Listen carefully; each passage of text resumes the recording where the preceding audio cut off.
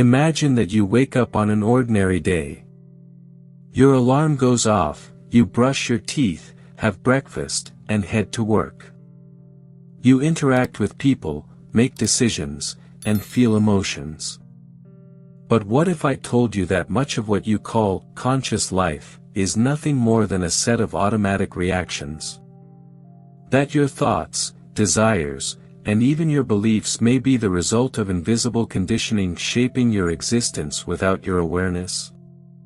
Carl Jung, one of the greatest thinkers of the 20th century, believed that human consciousness is not as free as we like to imagine.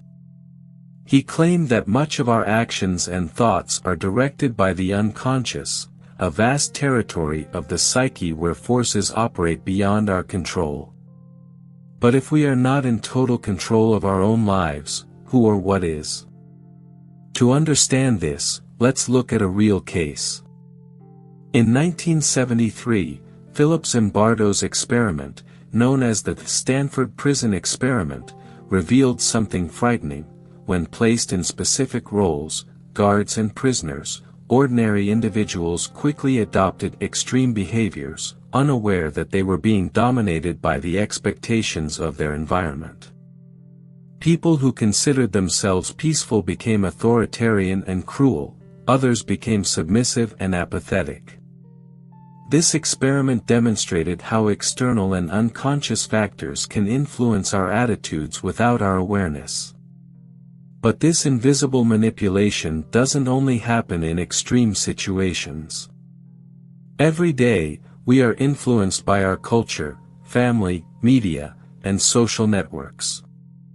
Our sense of identity is constructed by these forces, and what we call self may actually be a reflection of inherited and reproduced patterns. As Jung warned, until you make the unconscious conscious, it will direct your life and you will call it fate. The central question we will explore is, are you living authentically or just following a script you never questioned?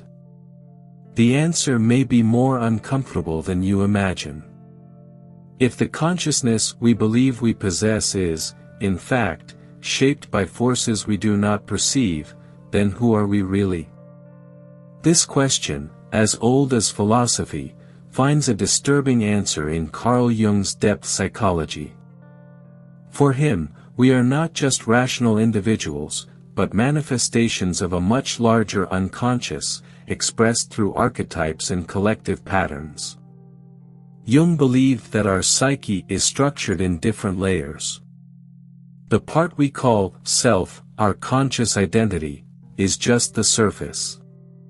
Just below, we find the personal unconscious, formed by repressed memories, traumas, and hidden desires. And even deeper, there is the collective unconscious, a reservoir of symbols, myths, and inherited structures that influence all of humanity.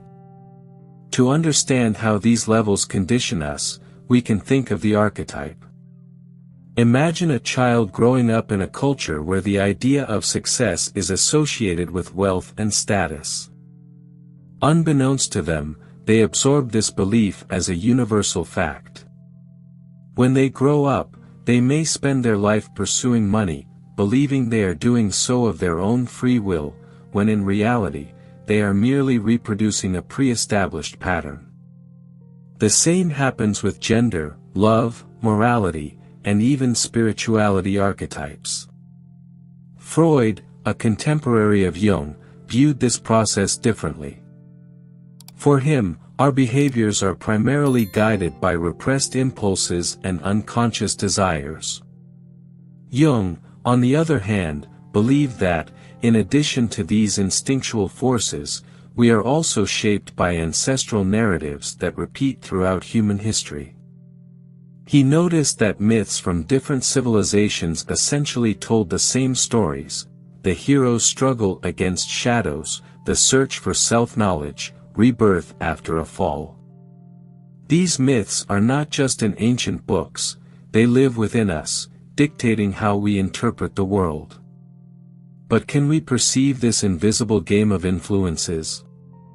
Or are we so immersed in it that we can no longer distinguish what is ours from what has been imposed on us?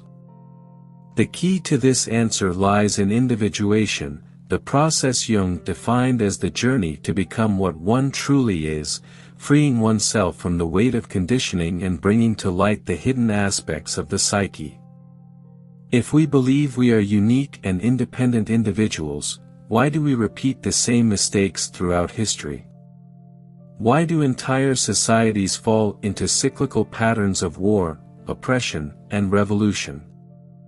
Carl Jung viewed these phenomena as expressions of the collective unconscious, where ancient archetypes repeatedly manifest, shaping the destiny of humanity without our awareness. One of the most notorious examples of this collective conditioning occurred in Nazi Germany. How was it possible for millions of people to accept such a destructive ideology? For Jung, Hitler was not just an individual with extreme ideas but the personification of the shadow archetype that emerged from the German collective unconscious. When the masses project their fears and resentments onto a leader, they relinquish their power of choice, becoming cogs in a system that operates by instinct, not by reason. But the phenomenon is not exclusive to politics. Think of the modern obsession with productivity. The Industrial Revolution imposed a logic in which human value began to be measured by efficiency and economic performance.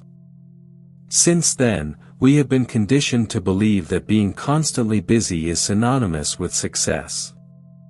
Have you ever stopped to ask yourself why you feel guilty when you rest? Another classic example is the way we perceive love. For centuries, the idea that romantic love is the supreme purpose of life has been reinforced by religions, literature, and cinema. We grew up believing that there is a soulmate destined to complete us. This archetype profoundly shapes our expectations, leading many people to frustrations, destructive relationships, and emotional dependency. But is this belief truly ours, or just another internalized myth? History is filled with recurring patterns, not by coincidence, but because a large part of humanity still lives under the unconscious influence of ancient narratives. However, there is a difference between blindly repeating a cycle and recognizing it. Jung said that what we deny submits us, while what we accept transforms us. The first step to breaking these patterns is to perceive them. But are we ready to confront the truth about ourselves? If Jung was right about the power of the unconscious, how does this relate to what we know today about the brain and consciousness? Modern science has revealed fascinating discoveries that validate many Jungian ideas, and some of them may be even more disturbing than we imagine. Research in neuroscience shows that a large part of the decisions we make are processed by the brain even before we become conscious of them. In a famous experiment by neuroscientist Benjamin Libet, participants were instructed to move a finger while their brain activity was monitored. The results showed that the brain had already made the decision fractions of a second before the person became aware of it. This means that what we call free will may largely be an illusion. Another interesting study comes from behavioral psychology. Nobel Prize winner Daniel Kahneman demonstrated that most of our daily choices are governed by what he calls System 1, a mechanism of quick and automatic thinking based on unconscious patterns. Our System 2, the rational and reflective part of the mind, only kicks in when something requires more cognitive effort. In other words, most of the time we are just reacting, without truly reflecting on what we are doing. This directly connects with Jung's concepts about the unconscious. If our mind is programmed to operate on autopilot, then our beliefs, fears, and behaviors may be controlled by forces we do not perceive, just as he suggested more than a century ago. Beyond neuroscience, quantum physics has brought implications that challenge our notion of reality. The double-slit experiment, for example, demonstrated that observation can alter the behavior of subatomic particles. This raises intriguing questions about the role of consciousness in the very fabric of reality. If the mind influences the physical world in ways we do not yet fully understand, to what extent are we truly prisoners of conditioning or capable of transcending it? Science is increasingly close to confirming that we live within predefined patterns. But if most of our actions are unconscious, is there any way to awaken to true consciousness? Now that we understand how the unconscious and conditioning shape our lives, the inevitable question arises: how does this affect you in your daily life? What does it mean for your choices, your fears, and your aspirations? Pause for a moment and think about the most important decisions in your life. The course you chose to study, the career you pursue, the friendships you maintain, the opinions you defend. How many of these choices were truly yours, and how many were influenced by your family, culture, or social expectations? Jung warned us that much of what we call our personality is nothing more than a mask, a persona, in Jungian terms, a role we adopt to be accepted by the world.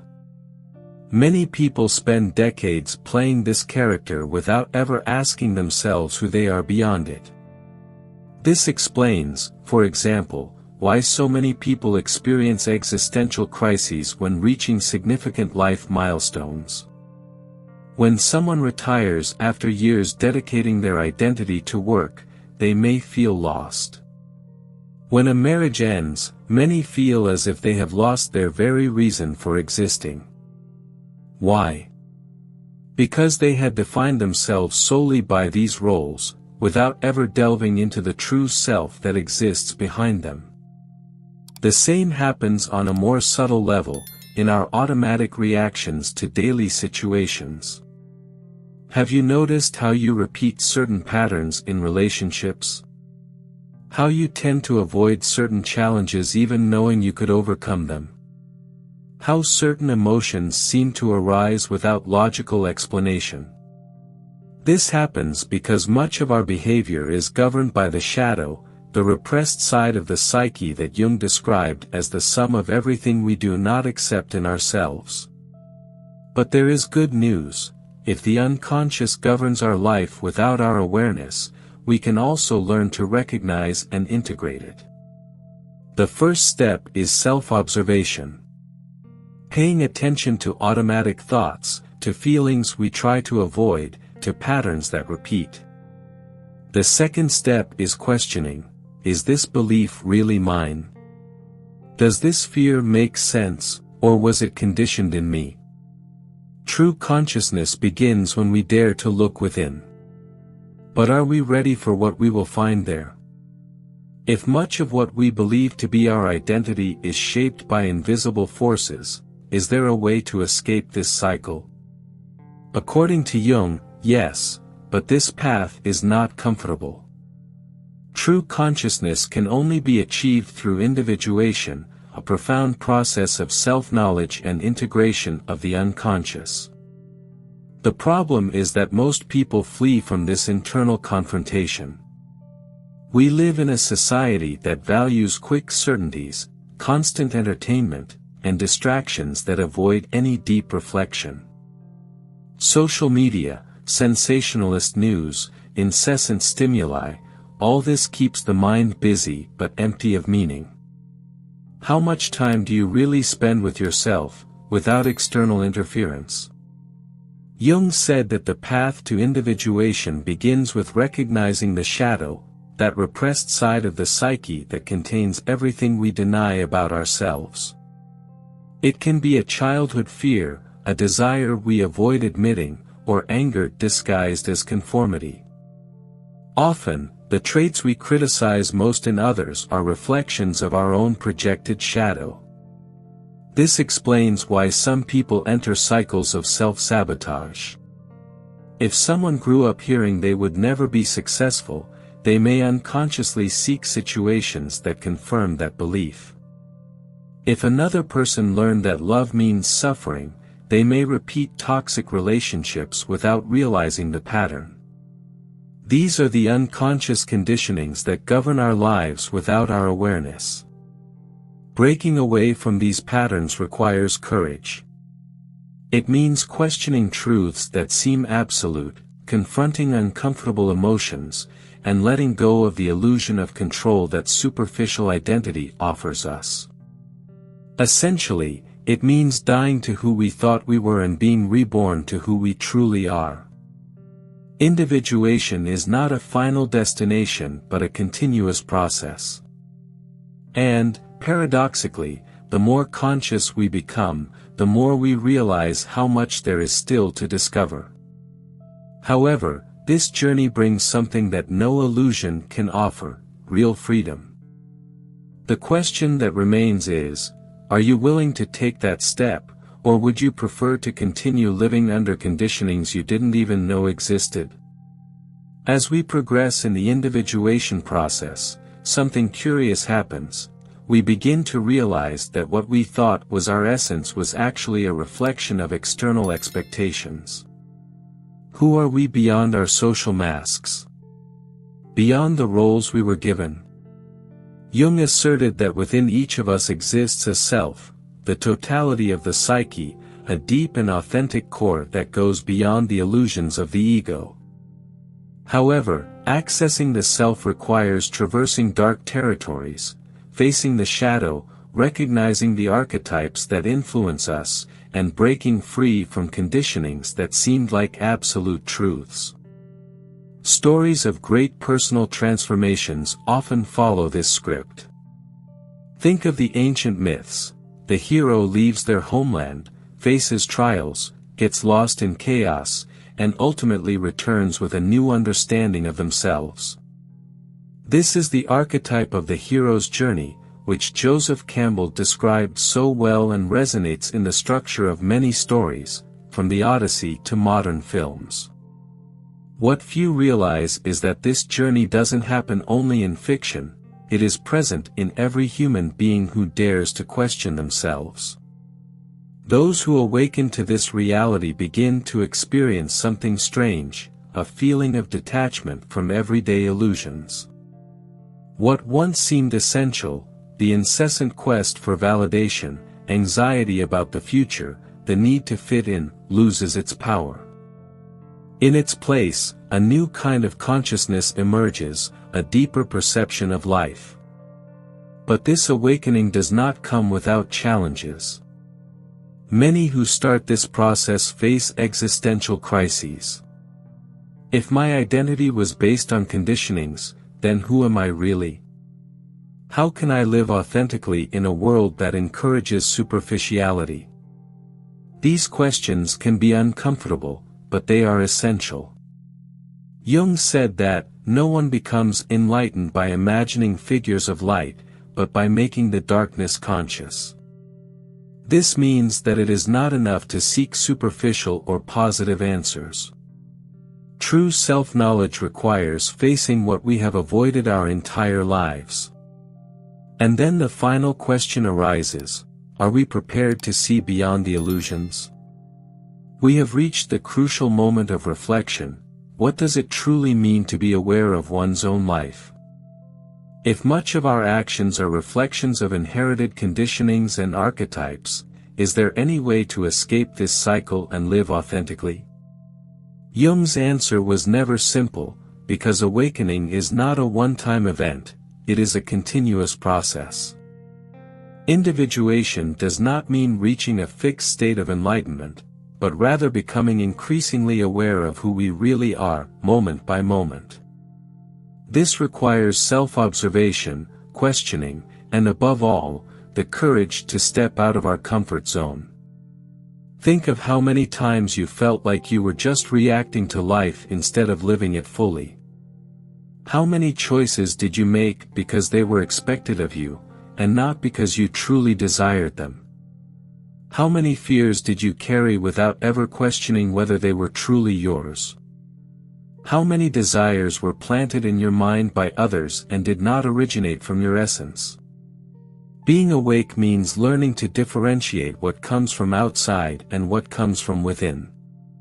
It means realizing when we are merely repeating patterns and when we are actually living consciously. And this awareness does not come from ready-made formulas or external answers, it arises from a deep dive into the unconscious. But there is something important to understand: we cannot completely eliminate the unconscious or conditionings. They are part of the human psyche. What we can do is recognize them and prevent them from dominating us without our realizing it. We can become attentive observers, able to identify when we are being guided by unconscious impulses and, from that, choose more clearly. The essential question for you is, how willing are you to step out of autopilot? Being truly conscious requires more than just intellectually understanding these ideas, it demands a change in how you perceive and interact with your own life. If this video made you reflect on something you had never thought about before, share it in the comments. Your experience can help others in this process. If you want to keep exploring topics like this, consider subscribing to the channel and leaving a like. It helps us bring more reflections like this to those in need. But above all, take this question with you: is the life you are living now really yours? Or just a reflection of something you never questioned?